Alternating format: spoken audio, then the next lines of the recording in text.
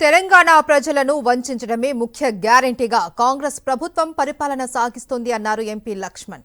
రేవంత్ రెడ్డి అసమర్థత బయటపడుతున్న ప్రతిసారి diversion politics కి తెరతీస్తారు అని మండిపడ్డారు. గతంలో హైడ్రా అంటూ ప్రజల దృష్టి మళ్లించారు అని, ఇప్పుడు అదే తరహాలో రైజింగ్ తెలంగాణతో దృష్టి మళ్లిస్తూ ఉన్నారని ఆగ్రహం వ్యక్తం చేశారు. 2 ఏళ్లలో భూ మాఫియా పడగలెత్తిందని, వాటాల కోసం మంత్రుల మధ్య గొడవలు బయటపడుతున్నాయన్నారు లక్ష్మణ్.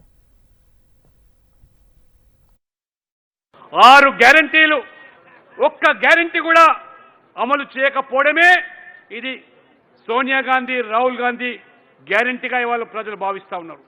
అంటే మీరు ఇచ్చినటువంటి గ్యారెంటీలు దాన్ని వంచడమే గ్యారెంటీగా ఇవాళ ఈ యొక్క కాంగ్రెస్ పార్టీ వ్యవహరిస్తుంది. 420 హామీలు ఇవాళ ఏ ఒక్క హామీ కూడా అమలు చేయకుండా ప్రజలను ఏ రకంగా మోసం చేస్తూ ఈరోజు మీరు మళ్ళీ తెలంగాణ రైజింగ్ పేరు మీద వాళ్ళ ఒక గ్లోబల్ సమ్మిట్కు పిలుపునిచ్చారు. ఏ రకంగా ప్రజలను తప్పుదో పట్టించడానికి హైడ్రా పేరు మీద కొన్ని రోజులు నాటకాలు ఆడారు, ఏ రకంగా పేదల ఇల్లు కూల్చారు, అదే రకంగా మూసి ప్రక్షాళన పేరు మీద మరొక నాటకానికి మరి తెరలేపి ప్రజల దృష్టి మళ్లించే ప్రయత్నాలు చేశారు. ఆ రకంగా రేవంత్ రెడ్డి గారికి ఇది వారికి మరి పెట్టిన విద్య. ఇది రేవంత్ సర్కార్లో రాష్ట్రం రియల్ ఎస్టేట్ వ్యాపారానికి అడ్డాగా మారిపోయింది అన్నారు బీజేపీ రాష్ట్ర అధ్యక్షులు రామచంద్రరావు. కాంగ్రెస్ ప్రభుత్వం రాష్ట్రాన్ని పూర్తిగా ల్యాండ్ మాఫియాకు అప్పజెప్పేసిందని ఆగ్రహం వ్యక్తం చేశారు. ప్రజా వ్యతిరేక విధానాలు ఉన్న కాంగ్రెస్ ప్రభుత్వాన్ని కూల్చాలంటే ప్రజా ఉద్యమాలను ఉధృతం చేయాలి అని పిలుపునిచ్చారు. పోరాటం అంటే బీజేపీ అధికారంలోకి వచ్చేంతగా బలంగా ఉండాలి అన్నారు రామచంద్రరావు.